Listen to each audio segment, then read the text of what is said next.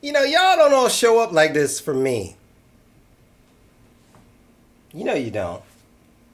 You do for this guy right here. Oh, hey, there's my face. Hey, my face just showed up out of nowhere there.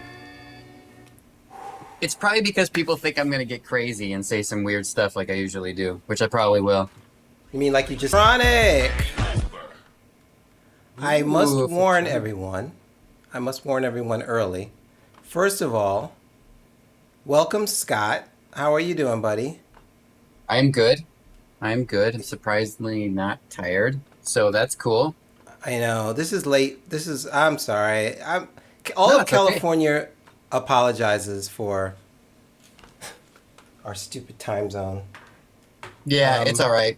Iron Fox in Tennessee, this is...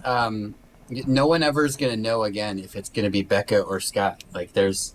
her cosplay is so good. It's just... you never know. I was gonna... I love the Scott Danesi thing, but I wanted Scott Danesi tonight. I feel like the pinball, like the analog pinball community knows about Scott Danesi, but the virtual pinball community may not know about Scott Danesi as much. So, well, you go ahead and tell the story. Go ahead and tell it if you want, or you want me to tell the story? Why don't you tell it real quick? All right. So super fast. Oh, there's Bex right there. The better look. You got the better Scott. So I know. Yeah, so she dressed up like me for a talent not talent contest. What the heck is that called? A cosplay contest? A dress up contest? What is that? I don't know. Whatever. But I don't remember even when she did it the first time because I think she's done it like 3 times. But she puts on the Adidas. She puts on the hat 3 times. Yeah, so she just as me 3 times. Bex is in chat right now. I don't remember exactly when the first time she did it was, but it was hilarious. And I think maybe it was on a stream. Wait, I was on their stream. She dressed up and came out there. They got like an actual reaction of me seeing her the first time dressed up like me, which is really funny. And the scary thing is, you both are beautiful.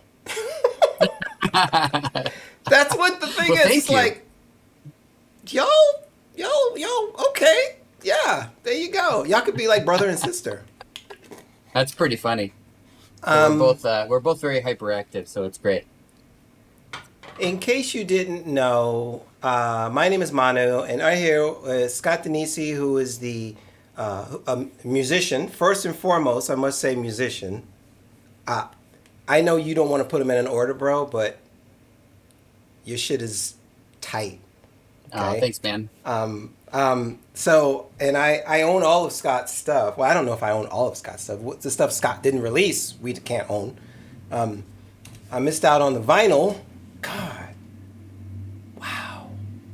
There'll be more. Not the same thing, but, you know, there's other stuff. There's other stuff. Do you guys know that there was a vinyl release of the Total Nuclear Annihilation soundtrack? Yeah. Well, it was a 7-inch, which is really cool, actually, about that. Man, it was jukebox ready, so it had like the 2 most popular tracks from the TNA album on it. What we did is, this was really interesting when we were going to make the vinyl for that. We sorry, I meant to do this. Geez. Oh man, go ahead. Look at that. Go ahead. So when we went to go make the vinyl for that, which is really cool. My buddy Adam and I took that on, and he and I sat down and went through all of my streaming data, and we took the 2 top songs that people were listening to on the streaming services and put those 2 on there, which ended up being that's cool. Total Nuclear Annihilation, which is the title track and first track on there, and then Alpha Particles, which is Reactor 1. So both of those tracks are on there. Just kind of fun. That's a really cool way of doing it, actually. Yeah. That's cool. Yeah, it's kind of neat, because you never really know what people are listening to unless you dig in. Yeah, that's true. Also, what Becca is going to tell me. Yeah, it's funny. It's pretty funny. I'm not gonna repeat that, Becca. I'm just gonna let you just tell chat.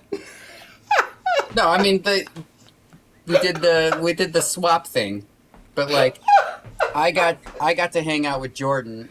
I went down to see Jordan, and she came up here and hung out with my wife. So, it happens.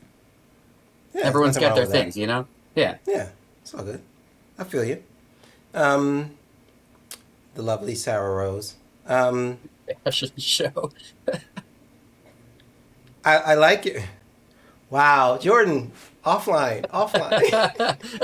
It's like, whoa, take that to PM, dude. Jordan, DM me later. By the way, I think I see a little bit of the redo of the man cave. It looks kind of good in the background. Oh yeah, we're painting some of the paneling. Can I point? I'm not really good at pointing to stuff. Here, there's paneling back here somewhere that's Wow. like it was gross brown and now it's white. So that's pretty cool. We're still in the process. We got to get the wall done, that wall done, and then there's a wall in front of me here that's already done.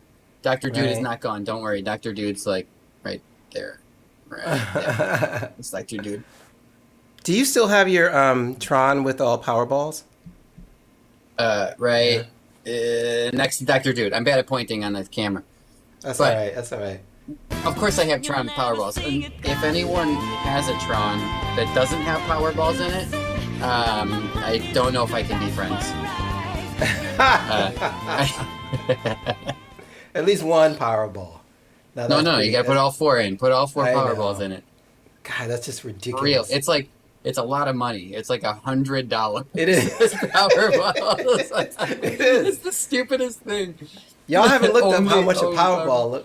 Yeah, Powerball. Go to Pinball Life. Look up how much. Yeah, what are they, like $25? How much are they?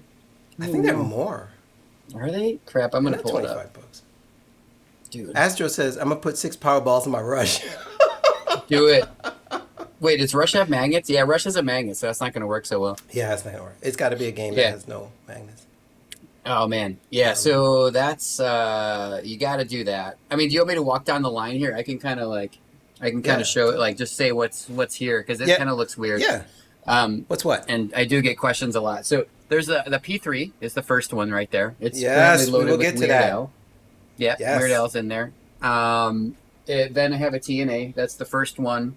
Come on, I'm bad at pointing. There, TNA. Look at that first one. Then Rick and Morty, and then Dr. Dude, Tron with Oops All Powerballs, and then their Bride of Pinbot 2.0 kit back there. Oh, and people, here's the funny thing. People don't know that you helped on Pinbot 2.0. Yeah. And I also did some helping on Lebowski, too, with Dutch Pinball. So there's a lot of... I've been doing a lot of weird pinball behind-the-scenes stuff for many years now. Yeah.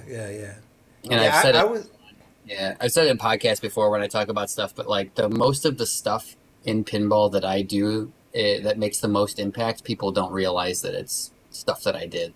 Like all that engineering for parts that goes on in Pinball Life, all those things that people buy to keep their machines running. That's all stuff that I did all the that I actually engineered the parts for and we produced them.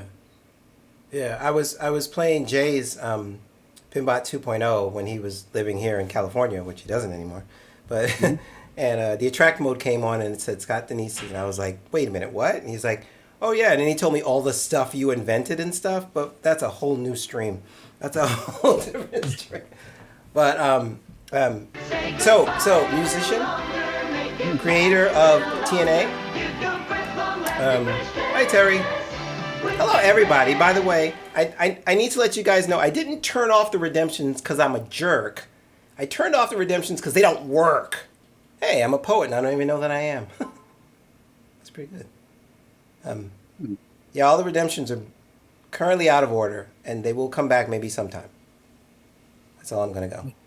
Still a jerk though. I know. Oh, here it is. Oh, okay. I'm gonna check your. I was just checking your emote overlay to make sure it was working. Let me just make sure. All right. There it goes. Let's see. Oh yeah, it's working. All right, perfect. All right. Yeah, it's good. What a day. Oh. All right. Back in... Okay, so Scott, we're going to talk about a little bit about this. We're going to talk a little bit about Final Resistance, which I can't wait to talk to you about. Sounds good. and music back in 2017, ladies and gentlemen. It seems like for, wait, 18, 19, 20, 21, 22, 20. Yeah, I count on my fingers. Shut up.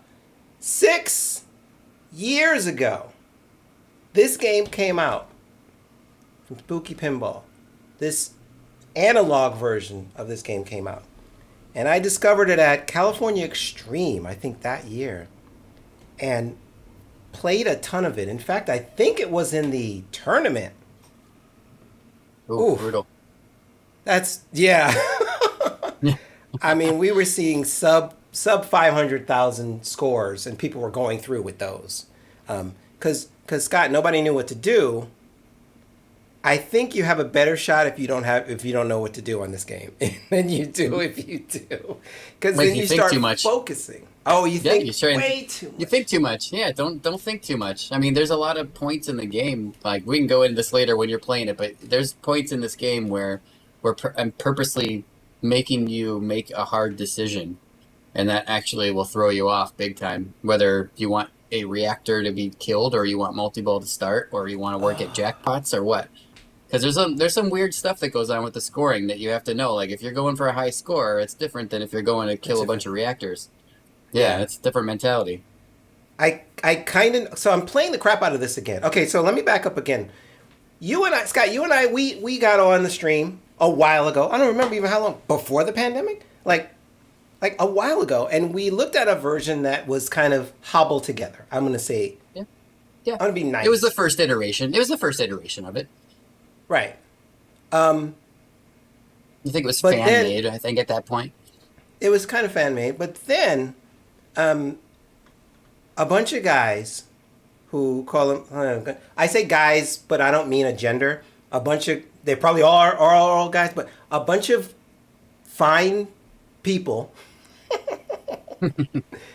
who call themselves the Virtual Pinball Workshop, who have proven over and over and over again that there is not something that they can't tackle, that they can't do. Proven. Way too much they're proving this. Yeah. And what happened? Did they reach out to you, or did you reach out to them, or was my stream kind of a culmination of I'm not sure exactly where it came from, but I am familiar with some of the people in the scene, and one of the guys reached out to me that I think he was doing the main project management for this thing. He reached out to me and said, "Hey, do you want to help with this at all in any capacity whatsoever?" And at the time I was really busy, but I was like, "Well, what do you guys need?" And they're like, "Well, we'd love like just some feedback and assets and just to check some things over and all this other stuff." It was Astro. So the first thing I did was I talked to Spooky Pinball, and I said, "Hey, this is what is being proposed to me." And by the way, I'm distracted by the freaking playfield, man. They took my actual light shows and put them in the game. Those are the actual legit frame by frame light shows in that thing, and it's like distracting me because I've seen those like 5 billion times. It's so good. All right. So anyway, yeah. Let me stop. So yeah, I contacted Spooky Pinball. I had a talk with Charlie. I said, "Hey, here's what I'm proposing we do.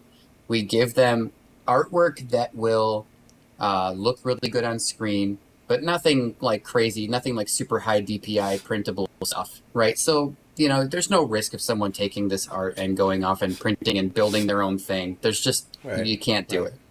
So." I convinced Charlie to be okay with that, and he gave me the thumbs up, and as soon as I got the thumbs up on that, I was able to compile all of the art assets for this thing and get that over to the VPX team. They were able to use the art assets also as almost like a layout for the actual game itself, because it had all the holes and everything, so they knew exactly where things were placed. And then from there, I started giving them all of the sound files and animations, and I gave them all the light show files, and then walked them through how that kind of integrates with everything. But they had everything they needed in that thing. with the exception of the music. There was only one track in the free version, in the actual version of the game, because I was, Right. you know, we can give away the main title track, but the rest of it I kind of didn't want to just give away because people have been buying it, and if I gave away something that people were already buying, it didn't Yeah. feel right to me. I didn't want to make anybody mad, and you know. So anyway, we said, hey, if you want to throw in extra tracks on this thing, then you can take that album and dump the MP3s into it, and it will read it. So it's pretty cool. Yeah, but that's Yeah. kind of how that happened, and they ran with it, and they just were sending me links like, hey, how does this look? How does this look? And we were looking at different things, and like, oh, there's some colors that are missing, or this is different, or that is different, you know. And it's pretty close to the original. I mean, that's a really, really good representation of the original. And oh, why is that tilt cam up? And I don't even actually. I might just add, just for good measure, Scott. Everything you said is dead on, but I might want to add, just for good measure. And I'm pretty sure everyone here knows this, but if you are tuning in on YouTube later and you're watching this, there is zero code in the virtual pin that exists in the actual analog pin. So Correct. It had to all be rewritten from scratch. That was the one thing that I could not give out, was the actual code of the game. So it wouldn't have really helped too much anyway. It would have just mostly been confusing. But this had to be completely 100% recoded, which is really, really impressive. Yes. So yeah. So I just want everyone to be clear on that this is a actual reconstruction. I guess similar in the way. I mean, there is no similarity to that. It's just a reconstruction. The one thing I did want to talk about too is the light show. Like, I looked at the script on this thing, and I can see the light show is just nothing but pages of numbers. Yeah. So this is what's cool. But what's really interesting now is that, so this is an open source project, right? So someone could take this thing and pull apart the code, pull apart the sound effects, pull apart the light shows. They can now see how things were built a little bit, with the exception of the code that I have running. But the light shows, the way that I run them is I run them as literal values, running at 30 frames per second.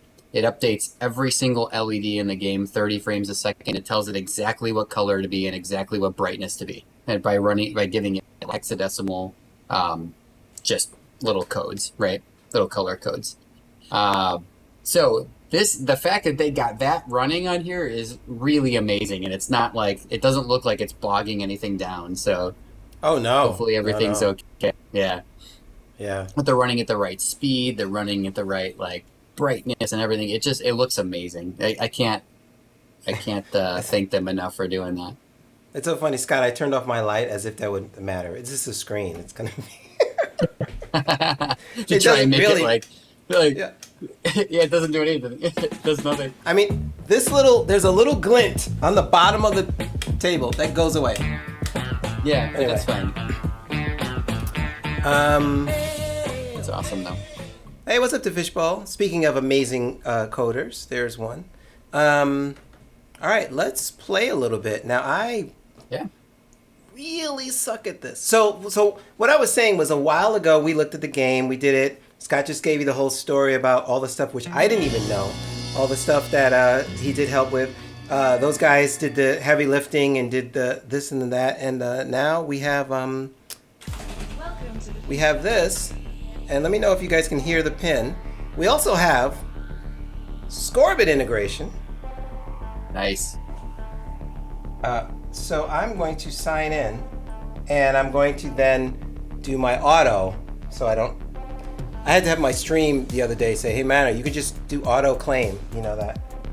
Yeah, holy crap, I could claim that really quick with it. Oh, yeah! I got it. You had the QR code sitting on your thing there for a while. I know. No one grabbed it. Oh, don't shut your anonymous by trying. All right, so Scott, thank you for reminding me. When this goes up on YouTube, that will get That will get whatever. So, can you hit the secret skill shot? I gave him the fonts and everything too. The fonts, the colors, like all this stuff. It's all the same. It's really neat. So skill shot. There's a couple skill shots. Which one? So first of all, I want to just say this really quick out loud. If I say something like a feature in the actual physical game that doesn't exactly line up with what was reproduced in VPX, well, they'll probably make a note of it, and we'll just say like, awesome, that's a thing that maybe they can update in the future or something. I just want to say there could be slight variances in this still, because it's just so much going on. So don't panic, everybody, if something is like different than what I'm saying. But the skill shot, there's 2 skill shots, right? So the first skill shot is a hands-free, so you get to pick what lane you want it to go in, if you think you can hit it. Right? See how that moves around up there? Now, if you launch the ball and you have to move it, that's the second skill shot, which isn't worth as much, right? That one just gives you a lane save. Yeah, you get a lane save out of it, which is great. But the first one will actually complete your keypad for you immediately, so you can start the first reactor immediately. Yeah, which is really cool. But then there's also a super secret skill shot, which I don't know if they put in yet. They did. No. They did put it in there? Oh, man. All right, so if you plunge that all the way around and you dead bounce it off that left flipper, and then you immediately backhand it with the right flipper without touching the left flipper into the lock, you'll get 100,000 points. That's it. I think it also gives you a lane or something too, but it's just mostly like a really cool thing to do. I used to nail that at I think Zach Wallens had a TNA at Free Gold Watch. I used to nail that shot, especially in a tournament situation where you can put 100,000 up on the board immediately on this game. Oh yeah, it's big. And we should talk a little bit about React. We should talk. So this game looks simple, but you can take 2 paths. You can say, all right, I want the high score, or I want the most reactors. They will eventually converge together, but most humans can choose. Well, something cool too is that, I mean, the further you get, like right now, if you started a multi-ball right now with Reactor 1 not even completed yet, the jackpots aren't really worth much of anything. Don't tell me that. Yeah, so like they don't really, like, I wouldn't even try for jackpots at all if you haven't beat at least 1 reactor. But the more reactors you beat, the jackpots get progressively more valuable. And when you're at the end, like if you're on Reactor 9 and you're hitting jackpots, you can just get insane amounts of points.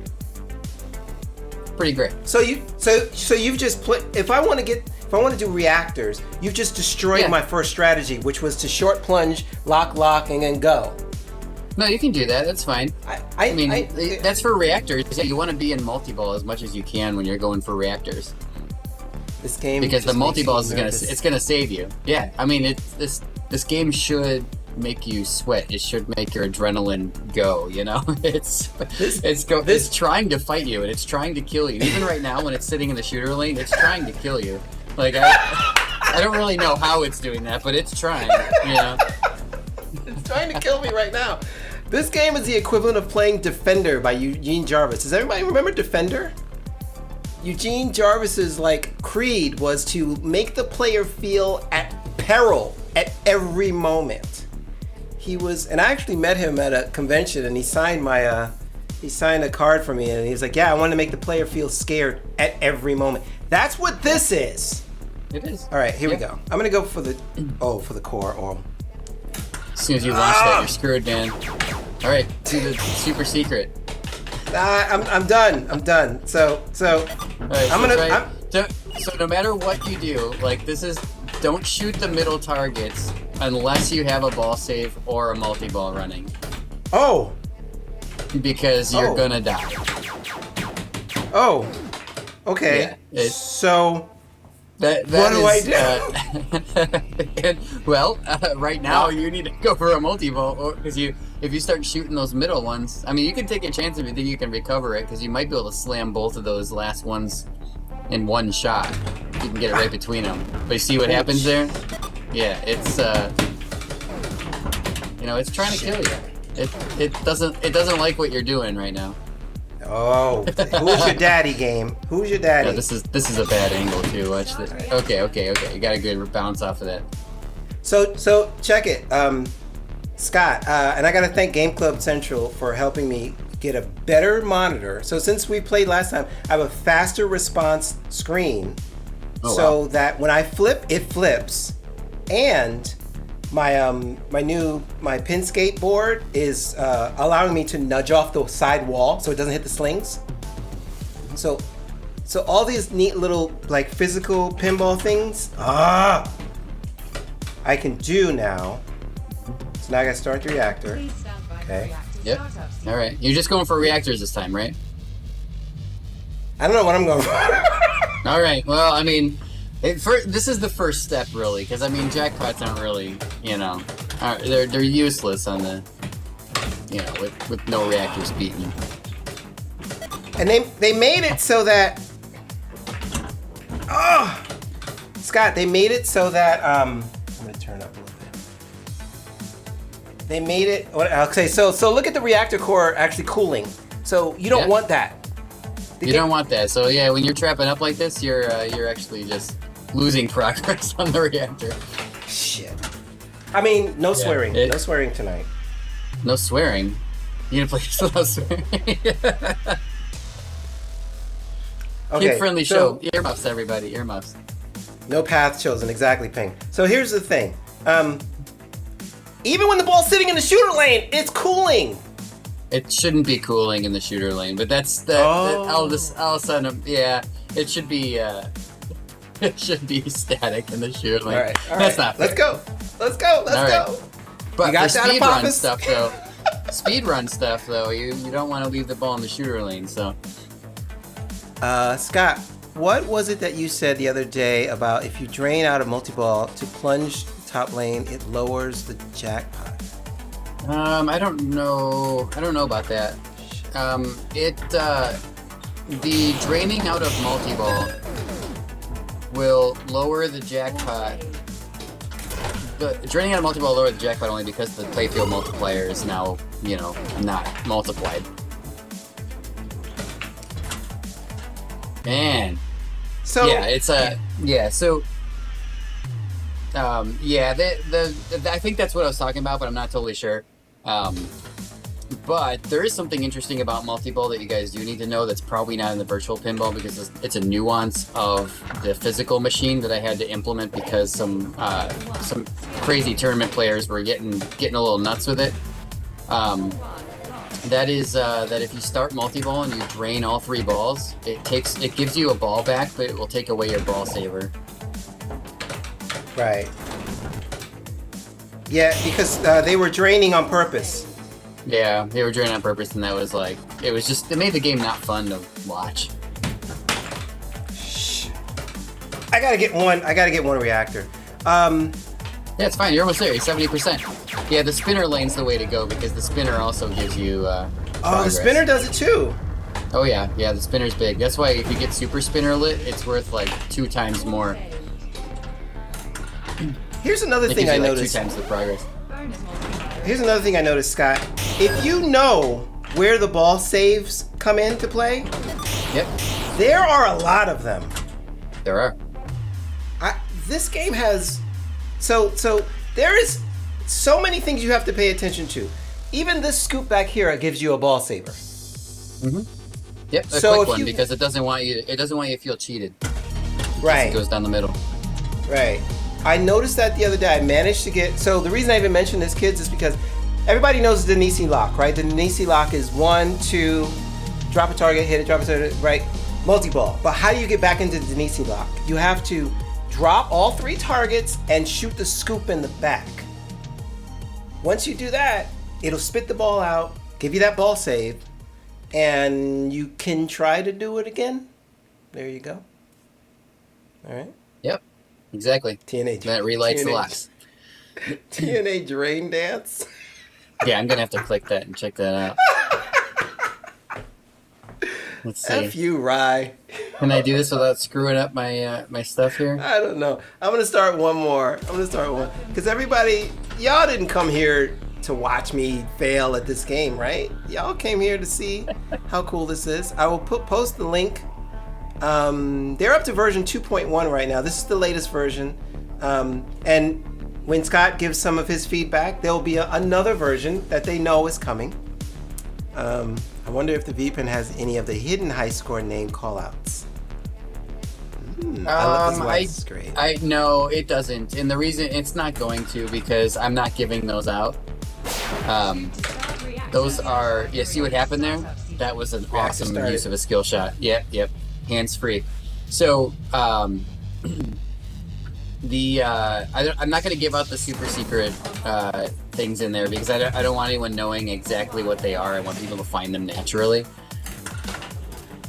So, we'll see. I mean, I'll talk to the guys about it maybe, but I mean, you can easily just take apart the code and then just see what all the hidden stuff is. If you guys don't know, in the what I'm referring to in the physical game is that if you put in certain initials, the game will do like certain call-outs at the end of the game based on what you type in. Can you explain what Lion Man is all about to me? Lion Man's Lion Man. You know? All right, that's good. Like, I'll take it. I mean, there's a whole thread on Pinside about Lion Man. Oh, okay. Well saved. Lion Man. See, you guys got it. See, all these guys got it right. Everybody knows here. Another thing that you want to take control of is your lane save. Oh yeah. It's usually there. You usually don't know. I'm not gonna say it's easy, but when you hit a save, you feel really good. But don't rest ever in this game. Do yourself a favor. Do yourself a favor and never rest. Like, oh, okay, here we go.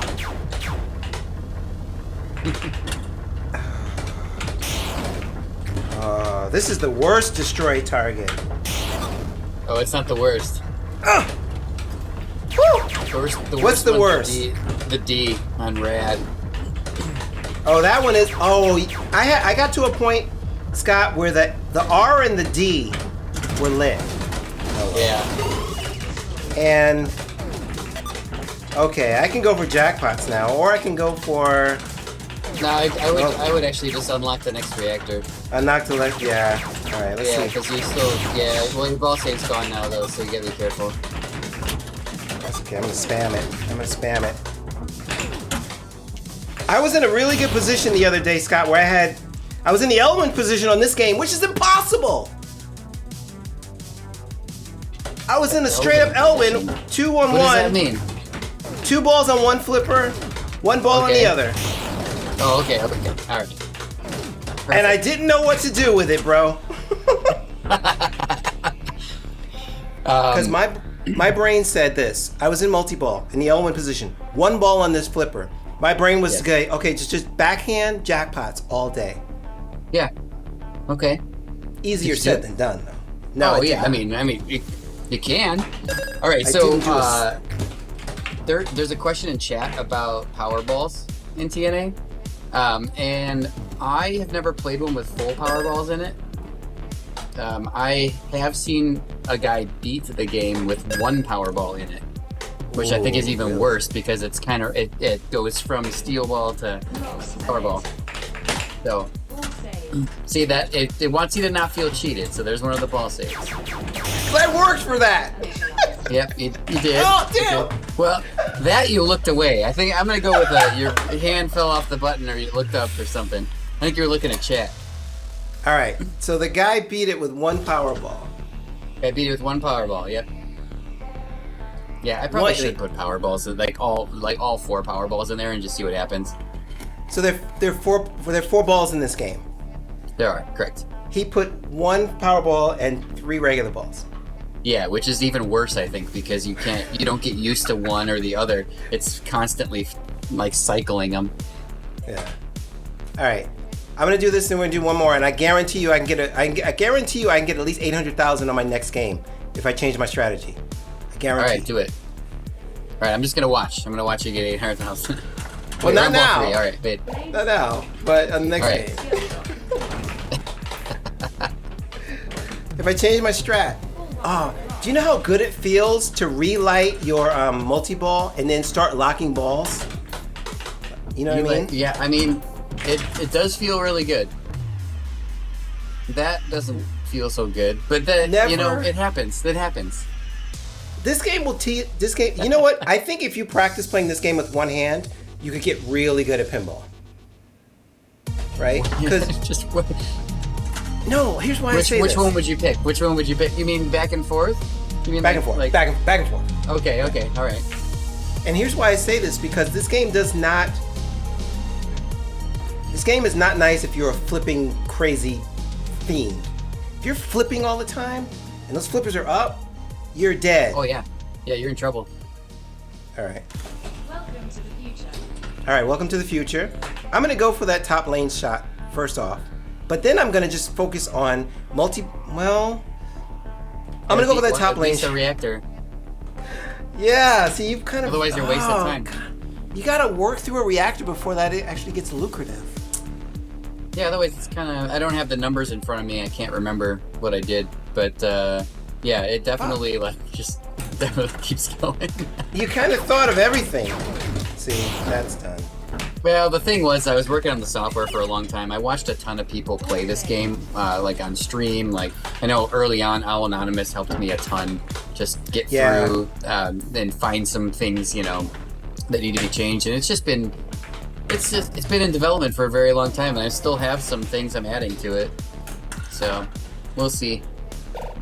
I remember, Scott. I remember riding the bus on the way to pick up my son Micah, and watching Anonymous play this on my phone, just because I wanted to learn it. And Al was kind of killing it. Oh yeah. Yeah, he got really good at it. I remember that, and I was like, well, if this dude could do it, why can't I? All right, here we go. Oh, that's right. You said, all right. Okay. Well, you could get in a multi-ball, but then still work at a reactor, because right now what you're doing is real dangerous. Yeah. It's like it doesn't like you right now, so it's like firepower, right? Where you try and firepower, the old Williams game. Yeah, it was mad. It was mad at you for doing that. What's up, Tilt? TNA, just the AI wants to murder you. Yeah. All right. All I got to do is shoot one of the 4 top lanes. I could start the reactor. No, the reactor. I also, just like you also you'll get a jackpot off of that too, like a reactor jackpot, which is like half your jackpot. But right now it's not really worth anything. But never mind. Go ahead. Like any of the top 4, you're fine. It'll get it down in there. Start the reactor. Beat up the reactor. Get the multi-ball. Why are you shaking? Can you see this? Yeah, can you see it, Scott? Can you see what you're doing to me? I see it. You turn the music up louder. It'll get even worse. Oh, the music. Oh, I gotta tell you, I'm glad you said that. I'm glad I found out that you helped give them the assets of the sounds. Oh, you murderous! Oh, it does that. Yes, that's the coolest thing. That is the coolest thing. Oh no, that is the coolest thing. That does that in the physical game every once in a while. And I thought there'd be no way that they thought to put that in there, but that's amazing. I told you those guys all the VPX guys watching right now, congratulations. That is absolutely amazing. It's insane how it did it right then to him. That's why this game is just like the physical one, man. So funny. Oh man, it's great. I'm like tearing up over here because I'm having such a good time. Just get better, people. Just get better. You just gotta play a little better, and you get better. Well, pinball's all luck, though. You guys realize, though, right? Like, the thing is, though, is that since it's 100% luck, actually, the more you play pinball, the luckier you get. But for real. All right, so. Cheese it. Woo! Combo. All right, Scott. Here's the time. Here it is. Here it is. Here it is. Here it is. All right. So all you gotta do is get that. I mean, you can just start a multi-ball now after this is done. Okay, reactor value is maxed. Get the multi-ball before you kill the reactor. Oh, grace period. No it way. gave you a grace period. Oh man, that was nice. Don't kill that reactor by accident.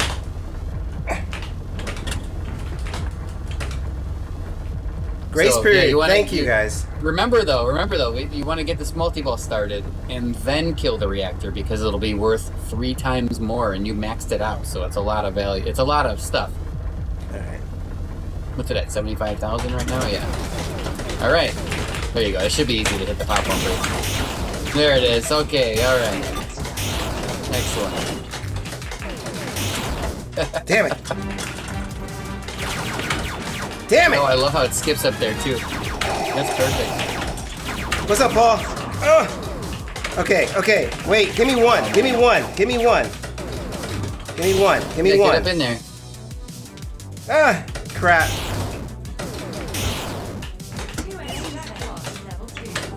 All right, Damn so it. you got a jackpot. It was only worth 30,000, but jeez, that's tough. That is tough. I have to play a lot more. Yeah. And the reason I'm saying that, you have to play this a lot more. You can't look at this game as like an old ass EM that you could just beat after an evening. There are so many elements. There's the saves. There's the levels of ball saves. There's trying to figure out which path to take based on ball saves. Maybe you want to use... Okay, how do I get back up to the core? If I lock a ball, the ball will go in the shooter lane. You have like a half a second to pull that plunger if you want to steal it away from the game. Like, Scott, I'm sure you've seen all the stuff that people are trying to do to... Oh, yeah. To figure this game out. Absolutely. Well, you want to have decision points in a game. I mean, so if a game was very straightforward, it would be... This is what people call a linear rule set. Because you are going through the same thing, 1 through 9 reactors, right? And that's what you have to do to beat the game. But in my opinion, there's so many different ways to stack and combine this whole thing to get there that to me it doesn't feel like a boring linear like rule set, right? And it's absolutely not, because it has that one more game. Okay, I bet I can do it on the next game. You did 800,000, right? It does say 800,000 on there, right? Yeah. Oh, look at that. Yeah. Did you see that? Can you stand next to me while I play every night? I got my high score on Scorebit right now is, what is it? 1.7. Oh, nice. Yeah, with a 2, my friend. Oh, but my highest reactor was a 3. By the way, nice. Scott, can you tell everyone which digit shows reactor progress? Yeah, absolutely. So traditionally in pinball machines, the last digit of the score is always 0. And it's kind of just a wasted space of a digit. So what I did on this game was, since there's 9 reactors, I made the last digit reserved for how many reactors you actually killed. So yeah, you can see it right there. He beat 1 reactor. He actually killed 1 reactor. So when this score gets submitted online, it's not just giving score data like, oh, hey, I beat you by this many points. It's actually saying like how many reactors were gone through as well, because if Manu and I were playing for reactor progress, right? Yeah. He may beat me in a score, but if I beat him with the amount of reactors, like I won the challenge, Yeah. So and we can tell that. Yeah. There would otherwise be no way for you to know. Like, you could say, oh, I finished the game. I got 9 reactors. And you could look at their score and go... And be like, no, you didn't. No, you beat 4 reactors. What are you talking about? So it's really cool. It's something I like to do in games. I don't think... I don't know if I was the first person to actually use that last digit as progress. Right. I doubt it, but I don't have any proof either way. I probably need to talk to some kind of pinball historian to see if that's true or not. But all of the projects I've worked on, we've used those last digits for progress. Like in Rick and Morty, we used it for Mega Seed progress. In Final Resistance, we're using it for battle victories. So there's just a lot of really cool things here. I know Nick Baldridge was using it also in his Drain module for the P3. He's using that for Vampires Slayed. So it's really cool. Wow, that's awesome. And I'm hoping that catches on more because it's a really neat thing to kind of show game progress versus score. And it's logged, you know?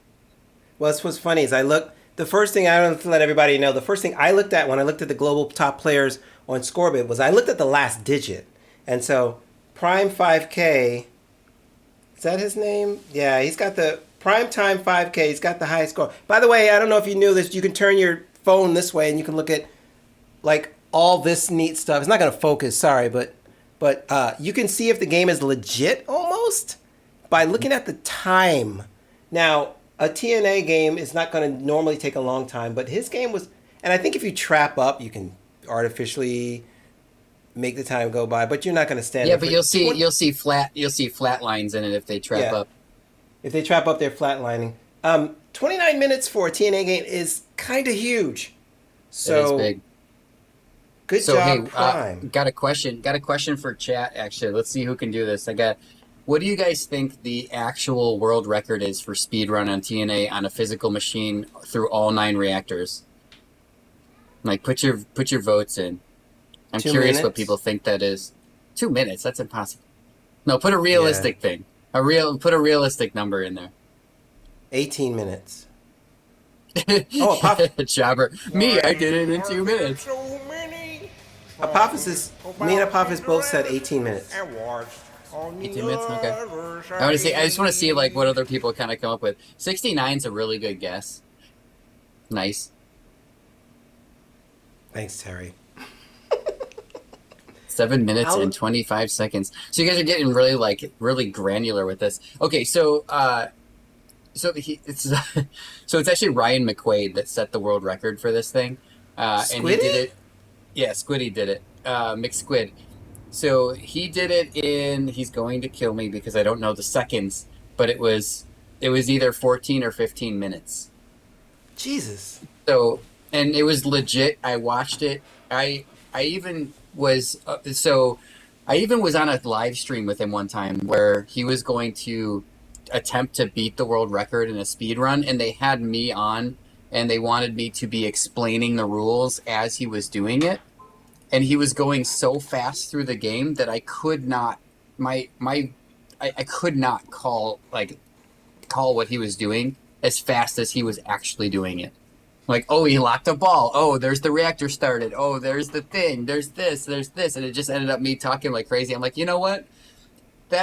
He's getting crazy right now. Is there a link? Can you post a link in the chat of?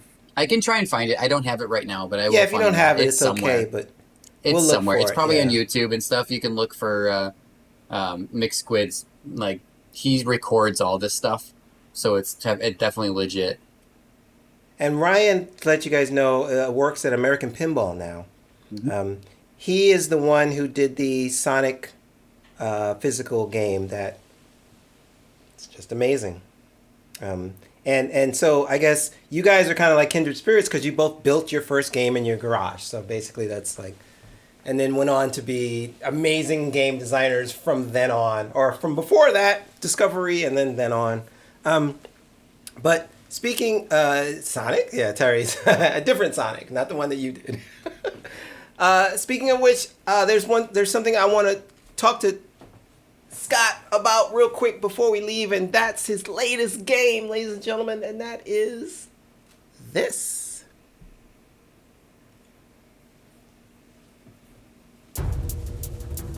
I guess we can talk over this if we want. We can, but I spent a lot of time working on the scoring for this thing.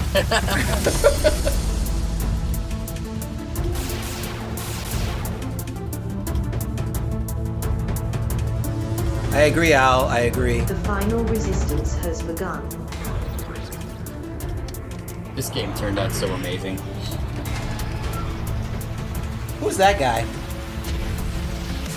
Oh, that guy. Oh, that's one of the assemblers over at Multimorphic. Nice. He's a really nice dude, and he's actually like he's legit like really good at pinball. Because some of these people like just they just build the machines and they're like, oh, I'll flip a pinball machine every once in a while and that's it. But the like this guy he's like legit good. I played a couple games with him. It was fun. All knocked. Ship attack multi-ball initialized.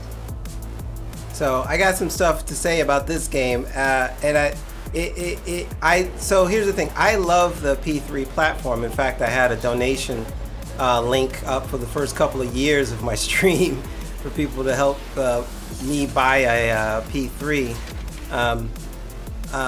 But then until I saw this, like Weird Al was like the big deal, right?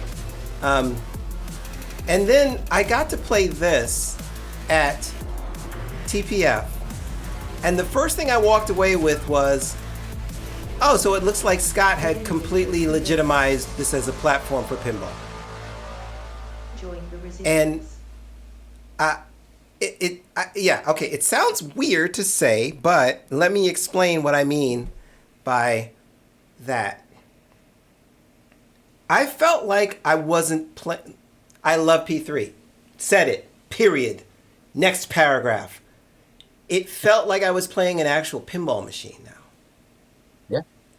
Yeah, it's what it is there's common elements that subconsciously when you're playing pinball that you put in there, like static inserts, for instance, on the LCD screen down below. That makes you may not say like, oh, I need that on a P3 game, but subconsciously it makes you feel like you're playing a wood playfield game because everything's kind of not moving very much down there. I'm gonna run this again and you can talk over it. I'm gonna mute the sound. Sure. Yeah, and I want you guys to notice some stuff. I mean, it's hard to see in a flashy video, but yeah, it is. But if you guys notice, there's static inserts on the playfield. The bottom part of the playfield, instead of being wood, is actually an LCD, and the ball travels over the top of it. It also has, yeah, that's a good place to pause right there too. It also has an infrared grid above the LCD so that it knows where the ball is located at all times, almost like a touchscreen phone. So if it rolls over something, you could have virtual targets on the LCD itself that it rolls over and does cool stuff with. But I wanted to make, I heard a lot of pushback from people on the platform. They're like, oh, it doesn't feel like real pinball to me or something, right? And I was like, and I couldn't, like, it didn't make sense in my brain because it is a traditional pinball machine. It just has an LCD on the playfield. Like, that's the only difference, really. That's it. So I took in that. I'm like, you know what? I'm going to try this. Let's do... it's just like it's the people who aren't like open-minded about things, like, and they just refuse to do something and don't even give it a chance. I think that's where the pushback comes from. So I gave those people, like, the thing they were complaining about is that it's not like a wood playfield. So I made it sort of look like a wood playfield. And it's like now what are you gonna say? Like, you can't, like, there's nothing else to say. Like, it's a traditional pinball machine. Like, you even went to the extent of the back glass is static. The back glass is static, yeah. The back glass is static. And I'll tell you what, like, the programmer and the video guy that are on here, like Michael Ocean, the programmer, did such an amazing job capturing the spirit of everything that we tried to do here that this thing turned out 100 times better than I initially like had in my brain. So that's amazing. The video guy, Rory, he put out like all these like really cool little animations for us that are not intrusive. So I wanted to make sure that nothing was like full screen video playing stuff, right? Right. Which, you know, save it for other games, right? And this one, I wanted it to like feel like a traditional pinball machine to prove to people that it is a traditional pinball machine. So, you know, it's really crazy to think about, but, you know, I don't know, man. I'm just so happy with how that turned out. But I want people to at least just give it a shot now and you know Yeah, and play it. I got to play it. I think I got to play it a little bit with Owl, and I was shocked. I was like, this.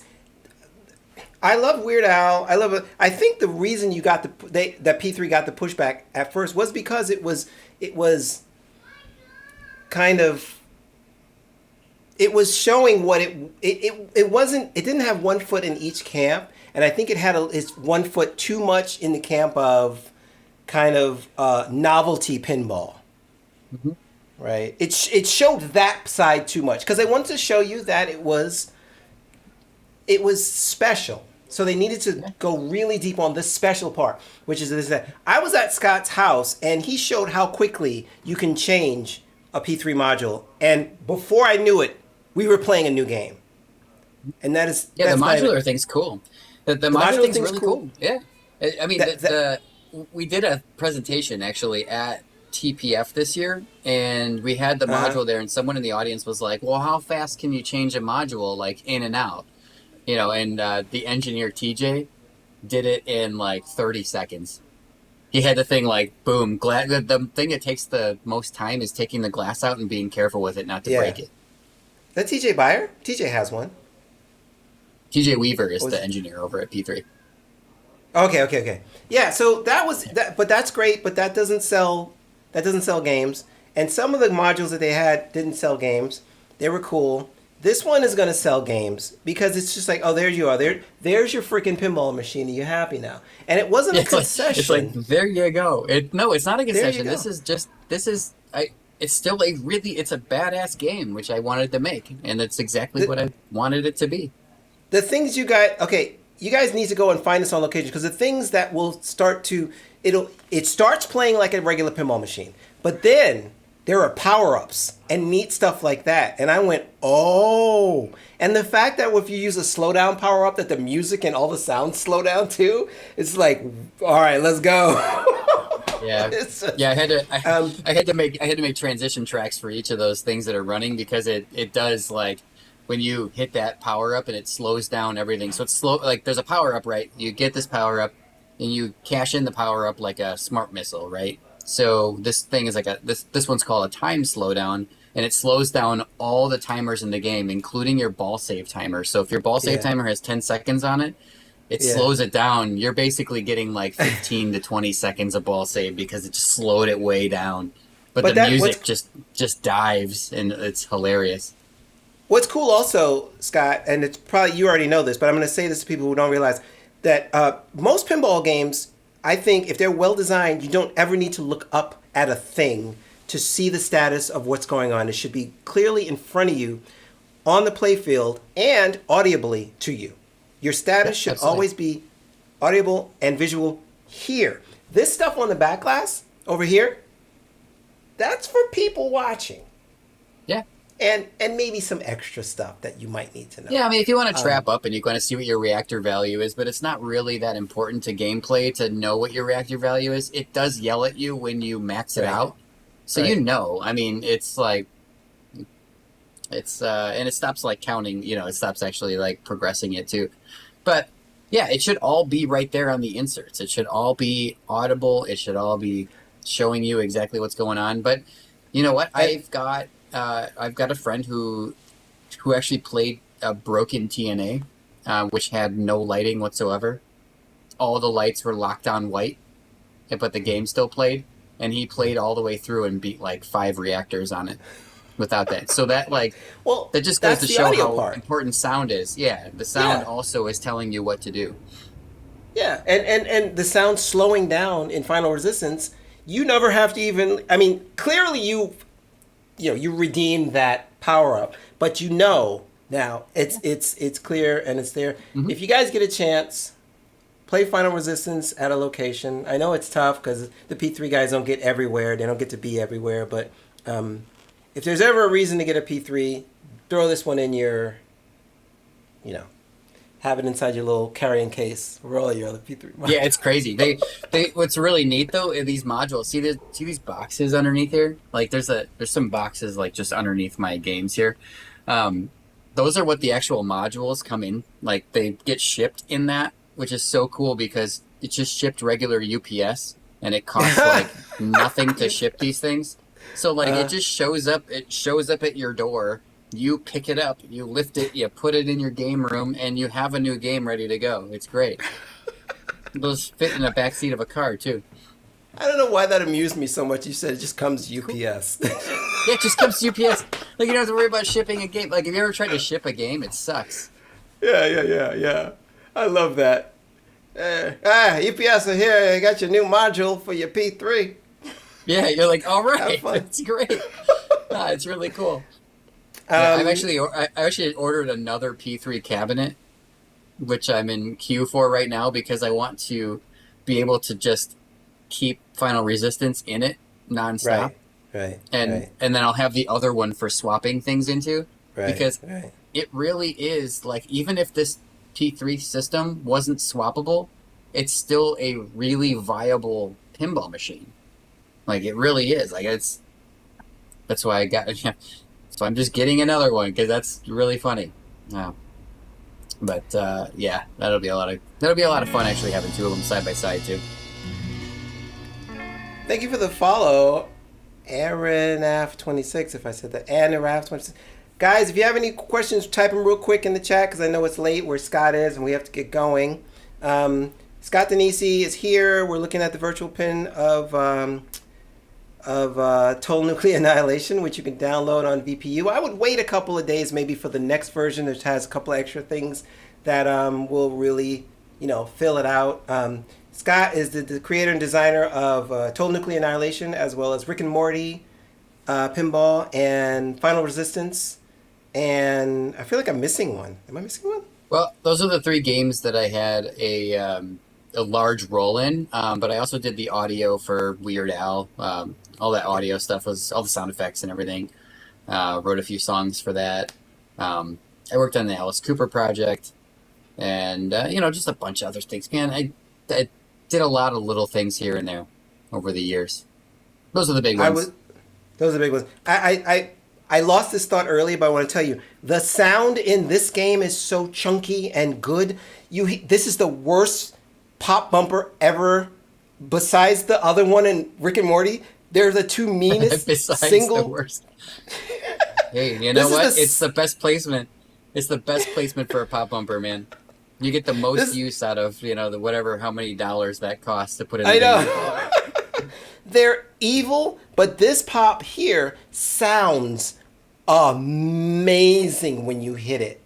It sounds amazing. The spinner sounds, the data pad sounds, every sound in this just chunky. And I'm a sound guy, so I really react to that kind of stuff. VPW, great job at getting the sounds right. I think that's it. Guys, anything else you want to say before we wrap it up? Did Weird Al sing you songs for the machine? No, I didn't actually get a chance to talk to Al at all. But the creative director on that project, Steven Silver, did, and got a chance to go through the call outs with him. And I had to edit all just 3,000 call outs or whatever it was for those.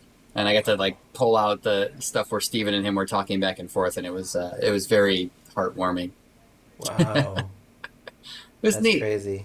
Yeah, but they did.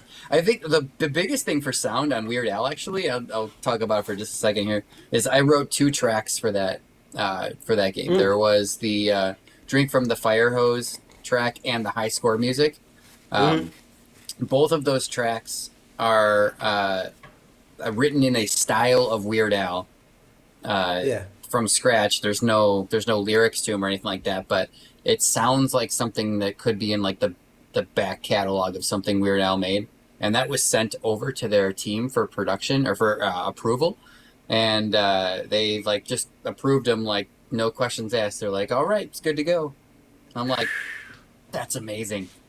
That was a big win for me because it just feels really good when they come back and don't say that's there's too much accordion in that. Didn't they kind of do the same thing? Didn't Adult Swim kind of do the same thing with the Rick and Morty backing stuff? They They did, yeah. That's another big win. So I guess I haven't worked with a bad licensor yet, or a tough licensor yet. So, yeah, we'll see. I'm scared of the day. It's gonna happen. They're gonna come back to me and be like, this is all crap. You got to start over. Because writing music is the thing that takes the most time. Yeah. I feel bad for some of the licensors that Stearns trying to work with. Oh yeah, well I mean they're going for big name stuff. I mean the really really huge, the larger the license, the more crazy they're going to be with it, and that's expected. Persnickety they get. Yeah, absolutely. Yeah. That's rough. All right. That's it. We're going to leave it at that. Thank you so much, Scott. Was maybe in 7 years we'll look at another game you did. I don't know. It's 7 years. I don't know. It's like every 7 years we get a Scott Danesi game. Yeah. Thank you, bud. Yeah. Thank you very much. I really appreciate it. Thank you everyone for joining as well and asking the questions and stuff. And yeah, I'll be around. You guys can find me. I'll come back sometime and we'll just chat. Next time you're playing this, let me know. I'll hop in. Oh, F this game, man. No, you got to keep playing it, man. I'm going to watch your score bit now. I'm going to be watching it. I'm going to bookmark it. Hold on. Does someone have the score bit for Manu's thing here? Hold on. Let's see if we can find it. Everyone, post the link. Post the link of his score bit so we can all follow it and we can all watch him. We can all see if he progresses. Have a good one. Bye. All right, guys. See ya.